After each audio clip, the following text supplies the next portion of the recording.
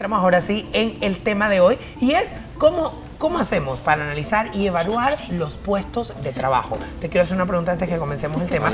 ¿Vamos a evaluar los job description o las descripciones de trabajo o vamos a evaluar las cosas que uno tiene que tener para calificar para un trabajo? Mira, vamos a hablar de las dos cosas. Okay, sí, porque en un descriptivo de cargo o en un análisis de cargo deben estar comprendidas ambas cosas. Bien, cuando en una empresa se está planeando pues cuáles son las personas que vas a necesitar o cuáles son las modificaciones que vas a hacer en un departamento, que de acuerdo a un cambio en proceso vas a estar necesitando pues tener algún cargo dentro de la organización o estás haciendo una revisión de los puestos ya existentes, es muy importante partir de un análisis. Sí, es muy importante partir de qué es lo que necesitas y es ese documento, ¿sí? Que pues surge y lo ideal o el deber ser es que surja pues de una reunión con las personas que están involucradas en el tema, con quienes son realmente los expertos y quienes tienen las necesidades, pues para que surja cuáles son esa lista de tareas que tiene una persona, cuál es el objetivo de ese cargo, cuál es su razón de ser dentro de una organización y cuáles son esas cosas por las cuales tú vas a medir en un futuro el desempeño de esa persona, claro. Cuáles son esas cosas en las que lo vas a capacitar, cómo tú le vas a dar seguimiento a la evolución y desarrollo de ese cargo dentro de la estructura. Entonces, primero hacemos esta descripción de las tareas, ¿sí? Porque esas tareas van a tener indicadores que al final me van a decir si la tarea está siendo bien hecha o no. Y después entonces venimos a lo que es el análisis y el análisis es cuáles son esas características que yo necesito en la persona que va a realizar ese cargo, de acuerdo a qué, de acuerdo a la formación, de acuerdo a la experiencia que necesita, si va o cómo va a estar conectado con el resto de áreas dentro de la organización, si va o no tener personas a cargo, cuál es de alguna manera el ambiente en el que se va a desarrollar su trabajo, claro. Y cuáles son pues esas conexiones que tiene, si tiene o no equipo de trabajo a su cargo. Entonces, ¿cuál es el periodo de adaptación en un cargo? Porque independientemente de que tú vengas con experiencia o que tú hayas sido promovido a una posición dentro de la misma organización, todo cargo tiene un periodo de adaptación. Así es. En el cambio comercial conversaba con usted sobre esto y me enfocaba en la parte de que cuando una persona es nueva en un empleo o está ejerciendo una función por primera vez en su vida, obviamente esta persona necesita guía. Pero usted me comentó algo muy interesante y es el hecho de que una persona, aun cuando tenga 10 años de experiencia en un puesto, cuando ese puesto está sujeto a cambio, es importante hacerle saber a la persona cuáles son estos cambios y cuáles son estas nuevas expectativas. Y yo creo que esto es algo que es muy común y se da mucho en las empresas, que el empleador falla en no explicarle a la persona a cargo todas estas nuevas expectativas que se crean. ¿Cómo sería de repente una manera muy amigable en la cual un jefe te diga a ti, mira, yo te contraté para esto y esto, pero ahora esto va a cambiar? Claro, en ese sentido es una conversación que se debe tener idealmente desde el principio. Vea, que digo idealmente, ese es el deber ser. Porque ¿qué pasa? Todo en los espacios de trabajo es dinámico, es cambiante. Ahora bien, ese dinamismo y ese cambio no pueden ser cosas diametralmente opuestas. Claro. ¿Sí? No es que yo trabajo en un ambiente de oficina y es que luego ahorita me van a mandar a hacer trabajo full 8 horas de calle de la noche a la mañana. No, entonces hay que ir introduciendo los cambios de acuerdo a las necesidades. Porque estos documentos son dinámicos, no son cambiantes, porque las empresas van cambiando, las necesidades van cambiando, los clientes van cambiando y asimismo las exigencias que tiene esa organización para dar respuesta y para poderse mantener vigente. Precisamente en esa línea me encantaría preguntarte, a una persona la contratan para hacer un determinado trabajo y ocurre todo este proceso que dijiste al comienzo, pero realmente como todo va cambiando, sí, llega un momento en que lamentablemente o afortunadamente le tienes que decir a tu colaborador, mira, es que antes hacías A, B y C y ahora vas a hacer D, E y F porque es que ahora tenemos que hacer estas otras cosas. Y siempre hay una resistencia de que a mí me contrataste para hacer ABC, no me contrataste para hacer C, D, E, F, E, H, I, J, K.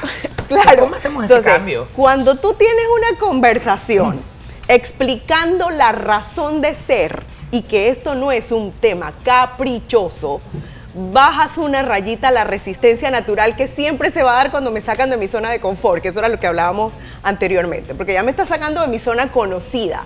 Entonces, cuando yo veo, y muchas veces cuando participo de algún espacio con mi jefe, con el equipo de trabajo en donde yo veo cuáles son los cambios que se están dando, pues ya le haces un poquito de llamado a la convicción, sí, y ya no suena como coacción porque ya tienes que hacer esto y yo no estoy entendiendo por qué lo tengo que hacer.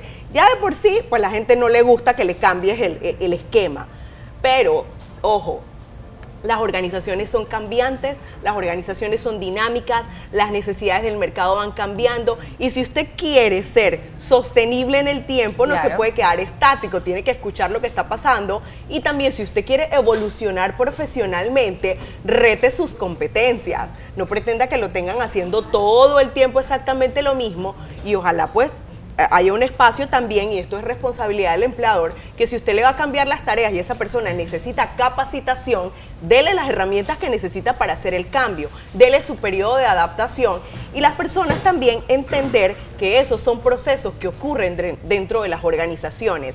Entonces, pues ahí tiene que darse, pues como quien dice, cada quien poner de su parte, porque si no, inevitablemente va a ser una relación muy tirante, va a ser un proceso muy desgastante, en donde pues si las cosas no se dan bien, pues quien se va a llevar la peor parte, pues van a ser dos, el cliente, porque al final es el que recibe el producto final, pues y en temas de vulnerabilidad, pues ahí queda el empleador, perdón, el colaborador que no se adapta al cambio. Claro. ¿Sí? Ok, yo te hago una pregunta. Escuchándote hablar, ¿no? Me quedé pensando en el sistema que yo apliqué en este teatro nuevo que acabamos de abrir. Sí.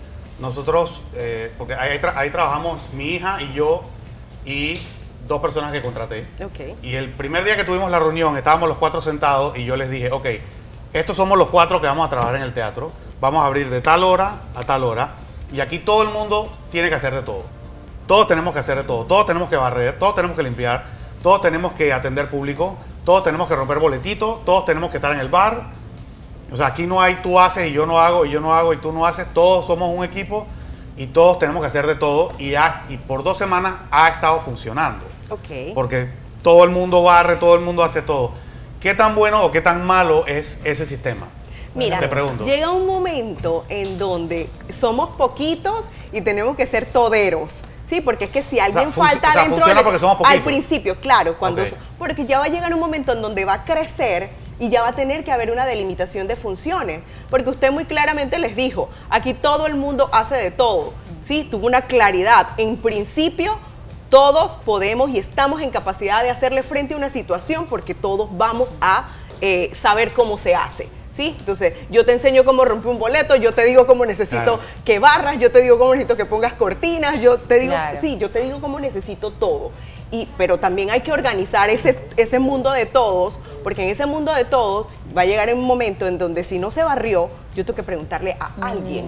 ¿Sí? Y si todos barremos, entonces van a empezar a tirarse, sí, es que le tocaba. Sí, entonces hay que poner, en medio de ese todo, hay que también poner un orden. En principio, cuando son equipos de trabajo pequeños, lo ideal es que todos puedan hacerle frente a las mismas situaciones, que todos sepan cómo es el sistema. Ya cuando se va creciendo, ya sí es necesario, como quien dice, especializar al que se encarga de la boletería, de la administración de esa parte, porque entonces ya él va a tener que rendir informes, mirar cómo se está moviendo la taquilla mes a mes, semana a semana. Entonces ya yo le pongo una serie de indicadores a esa persona que se encarga de la boletería, porque él tiene que estar pendiente de que todos esos boletos estén listos para cuando empiezan las funciones, un inventario de los tiquetes, cuánto hubo de ingreso producto de eso, me va a tener que rendir informes, porque en las reuniones ya yo voy a querer saber, porque ya yo no voy a poder estar en todo.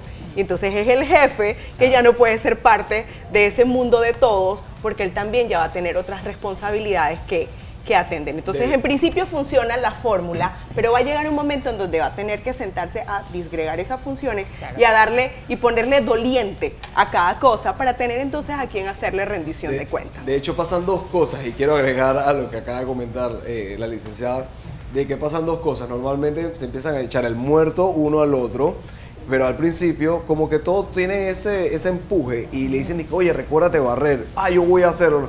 Pero ya después de cierto tiempo, ya cuando tú sabes que todo el mundo cae en una etapita del trabajo donde ya estás un poco cansado, agobiado, vienen tus vacaciones, no te la han dado todavía, y de repente, bueno, pues no se barrió y tú dices, ¿y quién barrió? No, nadie. ¿Y por qué nadie les dijo nada? No, porque ese día llegaron todos amargados, pues. ¿Cómo uno hace? Entonces me pasó, y cómo odiaba cuando me decían, que no sé. El no sé. No sé, yo cómo odiaba eso. Pero ¿cómo entonces hago para crear esa conciencia de trabajo que está buscando Aarón, donde todos trabajan como un equipo, pero también de que cada uno tenga su función? Sin embargo, estar consciente de que si tu función es esta, pero tú también me puedes dar esto, esto y esto. Si al final del día, pues estás ahí, hay que pasar las 8 horas, 10 horas laborales, no vamos a ver las caras, y bueno, ¿y qué mejor manera de hacerlo y hacerlo bien? ¿Cómo logro que trabajemos Mira, y es así? donde entra en juego, pues, una competencia que las personas deben tener o que debemos promover en los equipos, y es el trabajo en equipo. Sí. Si bien es cierto, yo soy el dueño y el responsable de determinada tarea, pero va a llegar un momento en donde mi carga de trabajo se me subió y a lo mejor no pude completar, pero el vecino está un poquito más libre porque terminó antes. Entonces, ¿cómo se promueve el trabajo en equipo? El trabajo en equipo es una forma de ser dentro de una organización. Forma parte de la cultura de una organización. Entonces, parte del jefe, porque eso baja en cascada. ¿Sí? El jefe es el que aporta de una manera muy importante a que se dé esa cultura de trabajo en equipo. También tiene que ver mucho con esa persona que yo contraté, y es ahí pues, cuando yo le digo que este documento, y hoy es una competencia de todos y absolutamente todos los cargos, el trabajo en equipo, porque si somos parte de, entonces va a llegar un momento en donde a lo mejor yo voy a estar un poquito más holgado. Gente, si al principio no se puede por convicción, vamos a darlo por instrucción, Claro. hasta que ya vaya fluyendo. Ahora, digamos que en el país de Alicia y las Maravillas todo esto funciona, el gran trabajo de equipo y demás. Para llevarlo a un análisis y una evaluación en el puesto laboral de cada uno, a ver, obviamente todos quieren crecer. ¿Cómo hago entonces yo para decidirme? Si todos están en el mismo momento, ¿qué valores tengo que considerar para tener a cada uno de los colaboradores, para evaluarlos a, digamos, a un aumento, un puesto de gerente, de subgerente, de gerente? ¿Qué evalúo? ¿Cómo los analizo? Entonces, si todo esto está marchando bien de la tal cual. Mira, porque la después verdad te puedes es que, crear como una discordia, me un estás celo. hablando de la casa soñada de la Barbie. Sí, entonces sí, tú sí. hiciste un trabajo maravilloso. Todo lo hicimos. Y tienes a una persona, Todos y tienes son a buenos. 5 personas con un potencial Buenísimo, maravilloso. ojalá. Para hacerlo hay diferentes Es un dream herramientas. team. Exacto, Totalmente el equipo soñado Los de la casa de la Lakers. Barbie. Definitivamente siempre en un equipo de trabajo hay quien destaca más, hay quien tiene mayores competencias para el cargo que tú necesitas. Entonces es ahí como producto de este análisis y esta descripción, yo voy a saber cuáles son esas características y esas cualidades que yo necesito de una persona. Voy a analizar, y hay diferentes herramientas a través de las cuales tú puedes analizar cuáles son las competencias de una persona. Pues existen los assessment centers, existen evaluaciones ya técnicas y una serie es como una batería de estímulos a los que tú pones y sometes al equipo de trabajo y tú miras quién destaca más. Y muchas veces no es solamente el conocimiento lo que prima, sino cómo esta persona conecta con el resto y puede hacer que se logren cosas del resto del equipo de trabajo. Entonces sí existen diferentes herramientas a través de las cuales cuando tú quieras hacer una promoción de un equipo soñado, tú entonces puedes ser muchísimo más directo, Claro. y muchísimo más certero tal vez en la selección de esa persona que puede promover. Cuando existen cambios, por ejemplo, cuando a ti te van a contratar, tú firmas un contrato laboral. Sí, así hay, es. hay la descripción de tu trabajo. Claro. Usted hace esto, esto y esto. Si yo cambio radicalmente, por ejemplo, el trabajo de Yossi, o me extiendo con el trabajo, con otras labores que tiene que hacer Yossi, ¿eso te tiene que implementar en un anexo en los contratos de trabajo? Sí, ya vamos a otros temas. Bien, en el contrato de trabajo por lo general no se describe el cargo, ¿sí? Se ponen funciones principales que son las que tienen más peso dentro de la ejecución del trabajo, ¿sí? Entonces, ya nos vamos al documento de descripción de cargo, que ese sí tiene el contenido Correcto. ya pues más amplio de cuáles son las funciones de una persona, cuáles son todas sus responsabilidades y demás. Pero definitivamente cuando tú vas a hacer un cambio, eso tiene que ir soportado y más allá de, vamos a suponer, la conversación que se debe tener, sí tiene que ir sustentado por un documento que diga pues que se anexaron al cargo de tal las siguientes funciones. A veces, en muchas ocasiones, es fácil para el empleador decirle que tiene que hacer más, pero también el empleador siente que tiene más responsabilidades y que obviamente también quiere ganar un poco más y lo quiere ver reflejado en su salario, pero no necesariamente eso significa que la empresa empezó a ganar más dinero. ¿Cómo manejamos esa situación? Entonces es ahí donde viene un proceso que se llama valoración de cargos. Y en la valoración de cargos es donde tú determinas el impacto que ese cargo tiene dentro de la organización, mides cómo está eso versus una equidad interna de salarios, miras la competitividad que hay en el mercado, miras cómo están pagados, miras tú también cómo en tu momento de organización puedes tú remunerar ese cargo. Esto pues está directamente relacionado también cómo vas a hacer tú como marca empleadora, cómo vas a pues pegarle al estímulo, al incentivo. Si usted le está dando más responsabilidades al colaborador y no hace responsablemente una medición de cargas de trabajo, la gente ya pues por la resistencia natural, la gente pues se va a desmotivar y va a decir, me están poniendo más cosas que hacer, y esto hay que manejarlo con mucha delicadeza, porque no necesariamente usted en ese momento que determina y entiende y explica y producto de ese análisis se da cuenta que hay que hacer un cambio en el rol de la persona, no necesariamente está en el momento, como dice Yossi, para hacer una remuneración. Sin embargo, pues usted conversa, pues hace un plan de capacitación, eso pues al principio tú das un poquito de salario emocional, sí, hasta que tú llegues al momento en donde tú puedes hacer una remuneración. Ahora bien, ese momento no puede ser distante en el tiempo. Porque no solamente el salario emocional vive el hombre. Exacto, entonces usted no puede decirle, bueno, mire, por allá dentro de 15 años, entonces vamos a hacerle su remuneración y vamos a hacerle su ajuste. Creo que Aarón se quedó así como que salario emocional. ¿Qué ¡Qué buena idea! No. Claro, estas cosas que no son directamente y que se ven reflejadas en la quincena, sino pues que yo miro, y si tú estás en la universidad, yo te apoyo con tu universidad. Si tu cargo tiene una posibilidad de flexibilidad de horario, pero tú me presentas resultados, yo pues te apoyo con la flexibilidad de horario, pues algún incentivo que esté relacionado con algún interés que tenga la persona particularmente. Y ya no es que yo tengo que aumentar mi planilla y mis costos laborales, pues para poder que la persona se sienta estimulada. Claro. Ana Cecilia, hemos hablado mucho de lo que es la documentación, expectativas del empleador y empleado, de todo lo que se debe designar, pero yo creo que también hay valores a nivel personal y de relaciones personales que una persona debe tener, y esto también va dentro de las habilidades de esta persona, como por ejemplo, tú dices, yo defino lo que a Marcela le toca hacer. Todas las personas que trabajan con Marcela están claras sobre lo que Marcela debe hacer, pero en un momento en el cual Marcela falla en eso que debe hacer, siempre debe haber un colaborador que debe pensar, si Marcela no está y yo, aunque no esté dentro de mis funciones, tengo la capacidad de tapar esa responsabilidad para que como meta, como grupo lleguemos a la meta, ejercer esa función. O sea, no decir que, ay Marcela, tú no estabas, entonces nadie lo hizo. ¿Cómo se maneja eso también? El empleador también debería ver cuando una persona decide no hacer las cosas que podría hacer.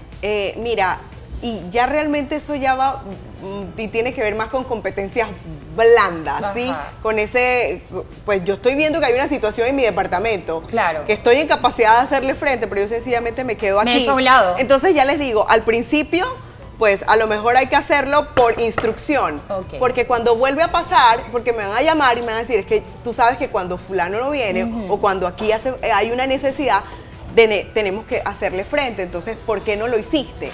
Entonces ya se va dando como una espontaneidad. Yo para no meterme en líos, yo sé que hay una situación, entonces ya viene una conversación en por qué nosotros, independientemente de cómo estemos, allá afuera hay alguien que depende y que necesita una respuesta, porque somos eslabones, independientemente del negocio donde estemos, somos eslabones en una cadena de servicio.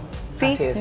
Y todos somos parte de todos al final, somos un eslabones resultado de esa cadena que va a generar un resultado, y quien se afecta al final es por lo general quien paga nuestro salario. Exacto, el cliente. Ana Cecilia, muchísimas gracias por estar con nosotros, súper potable como siempre tu información, y regálanos tu información de contacto para que la gente pues se pueda comunicar contigo. Nos pueden conseguir en Crece Consulting en el 6670-3313 o infocrececonsulting@gmail.com. Así es, Ana.